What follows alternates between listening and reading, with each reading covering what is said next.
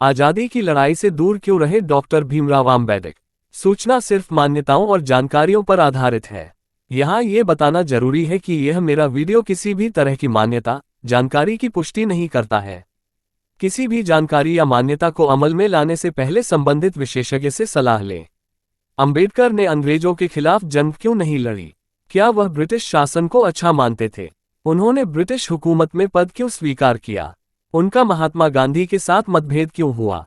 भारत में अधिकतर महान शख्सियतों के बारे में लोग दो खेमों में बंटे नजर आते हैं।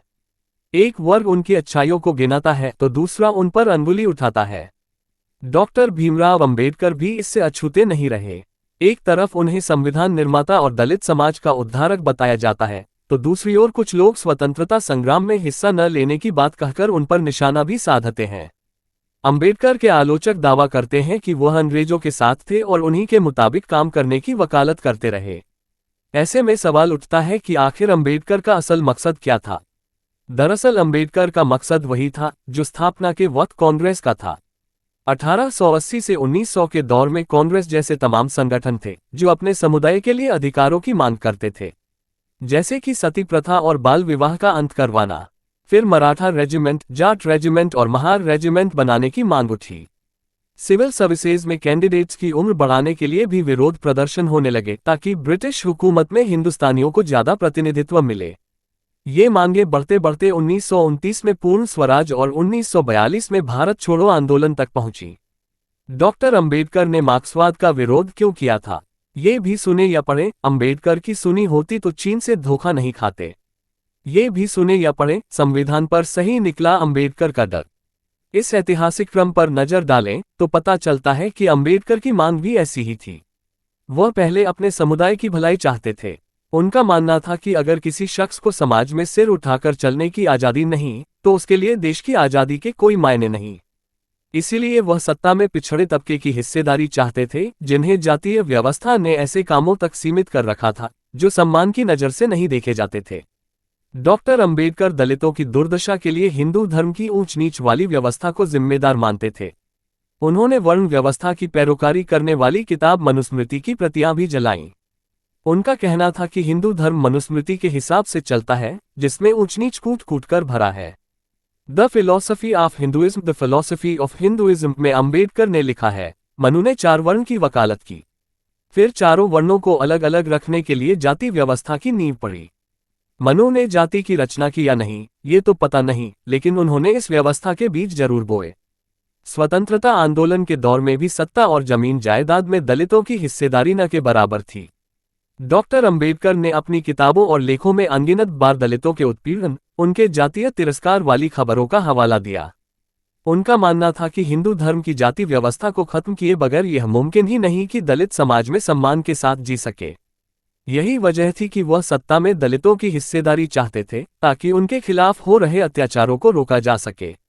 अंबेडकर दलितों की दशा सुधारने वाली मांगों पर ही अड़े रहे, वहीं कांग्रेस लगातार अपनी मांगों और आंदोलन का दायरा बढ़ाती रही। उसने दलितों से जुड़े मसलों को अनदेखा तो नहीं किया, लेकिन उनकी स्थिति सुधारने के लिए कुछ किया भी नहीं।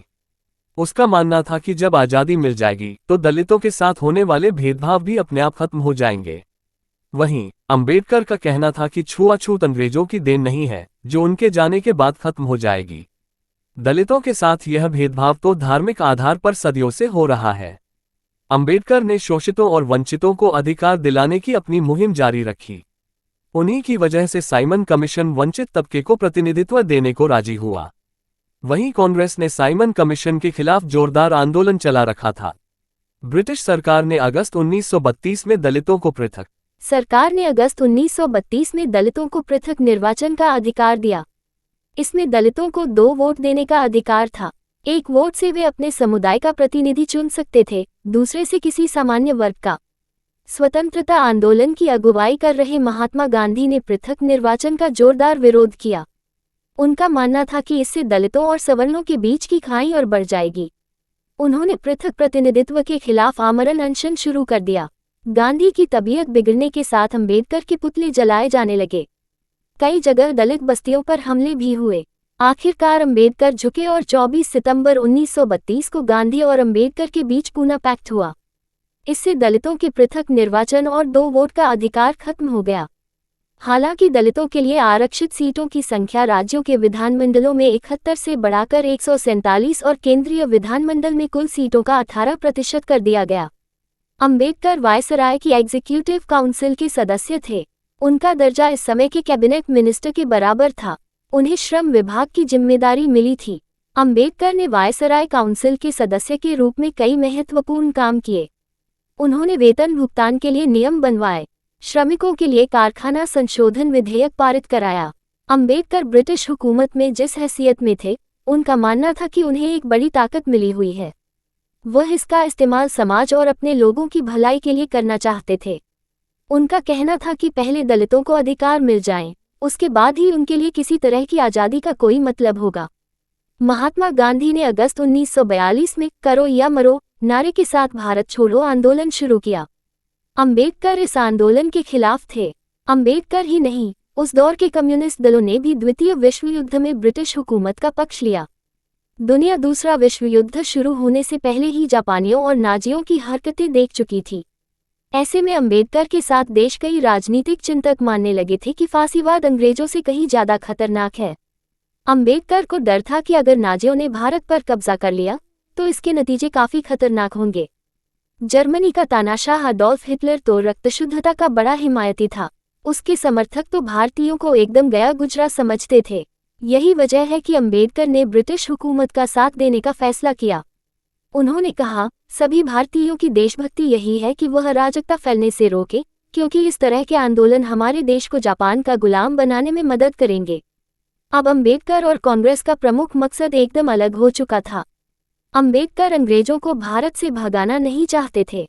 वह अंग्रेजी कानून से सीमित आज़ादी के पक्षधर थे, जैसा कि कांग्रेस 1929 तक कहती थी। अंबेडकर और गांधी के बीच तल्खियां भी पूना पैक्ट के बाद बढ़ती गईं। उन्होंने गांधी की हत्या पर यहां तक कह दिया, गांधी की मौत से कुछ अच्छा निकलकर सामने आएगा। अब जनता को सुपरमैन के जुड़ाव से मुक्ति मिलेगी। लोग अपने बारे में सोच सकेंगे, अपने मकसद के लिए खड़े हो सकेंगे। ये हिस्सा लेटर्स ऑफ अंबेडकर में प्रकाशित है। कांग्रेस और अंबेडकर ने अपनी लड़ाई एक ही तरह से शुरू की थी, लेकिन सामाजिक कुरीतियों और सिविल सर्विसेज में उम्र बढ़ाने जैसे मामलों पर कांग्रेस की मांगें मान ली गई। इससे उसकी लड़ाई भारत छोड़ो आंदोलन तक पहुंच गई। वहीं अंबेडकर की लड़ाई दलितों को हक दिलाने तक ही उलझी रही, क्योंकि उसमें कोई ठोस प्रगति ही नहीं हुई। अंबेडकर का मानना था कि आज़ादी के बाद भी दलितों के साथ भेदभाव जारी रहेगा, इसलिए वह कानूनी प्रावधानों के जरिए दलितों को ज़्यादा से ज़्यादा अधिकार दिलाना चाहते थे। अंबेडकर की आशंका आज़ादी के बाद सही साबित भी हुई। आज़ादी के 70 साल बाद भी दलितों के साथ भेदभाव हो रहा है। आज भी दलितों को मंदिर में न घुसने देने और उन्हें घोड़ी पर चढ़ने से रोकने की घटनाएं उसी तरह से अखबारों की सुर्खियां बनती हैं, जैसे अंग्रेजों के जमाने में बनती थी। शायद यही वजह थी कि अंबेडकर को लगता था कि दलितों को उनका हक दिलाना संपूर्ण आज़ादी से ज़्यादा जरूरी है।